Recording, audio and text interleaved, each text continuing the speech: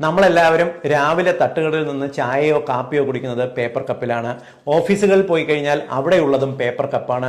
നമ്മൾ ഫംഗ്ഷൻസിന് പോയി കഴിഞ്ഞാൽ മോര്, പായസം, വെള്ളം, രസം എല്ലാം വാങ്ങുന്നത് നമ്മൾ ഈ പേപ്പർ കപ്പുകളിലാണ്. പേപ്പർ കപ്പുകൾ സേഫ് ആണെന്ന് നമ്മൾ വിചാരിക്കും. പക്ഷേ IIT ഗോരഖ്പൂരിൽ നടത്തിയിട്ടുള്ള പഠനത്തിൽ ഇത് ഏറെ അപകടകരമാണെന്ന് തെളിഞ്ഞിട്ടുണ്ട്.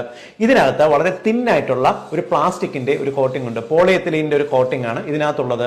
ഈ പോളിയെത്തിലിൻ കോട്ടിംഗ് ഉള്ള പേപ്പർ കപ്പിനകത്ത് നമ്മൾ ഏകദേശം 90 ml വെള്ളം എടുത്തു കഴിഞ്ഞാൽ അതിനകത്ത് ഈ പ്ലാസ്റ്റിക്കിൽ നിന്നും മൈക്രോ പ്ലാസ്റ്റിക്കിന്റെ കണികകൾ 25,000-ഓളം കണികകൾ വരുന്നുണ്ട്. ഒരു ദിവസം 3 പേപ്പർ കപ്പ് വരെ നമ്മൾ ഉപയോഗിച്ച് കഴിഞ്ഞാൽ 75,000 മുതൽ 1,00,000 വരെ പ്ലാസ്റ്റിക് കണികകൾ നമ്മുടെ ഉള്ളിലേക്ക് എത്തും. ഇതുണ്ടാക്കുന്ന കോംപ്ലിക്കേഷൻ ചെറുതല്ല. നമ്മുടെ ഹോർമോണൽ ഇഷ്യൂസ്, പിറ്റ്യൂട്ടറി ഗ്രന്ഥി, തൈറോയിഡ്, പാൻക്രിയാസിന്റെ പ്രോബ്ലംസ്, ഡയബറ്റിസ് പോലുള്ള കോംപ്ലിക്കേഷൻസ്, തൈറോയിഡ് രോഗങ്ങൾ, കണ്ണുകൾക്ക് പ്രോബ്ലം, സ്ത്രീ പുരുഷന്മാർക്കുണ്ടാകുന്ന വന്ധ്യത, ഇതെല്ലാം മൈക്രോ പ്ലാസ്റ്റിക് കണികൾ ഉണ്ടാവും.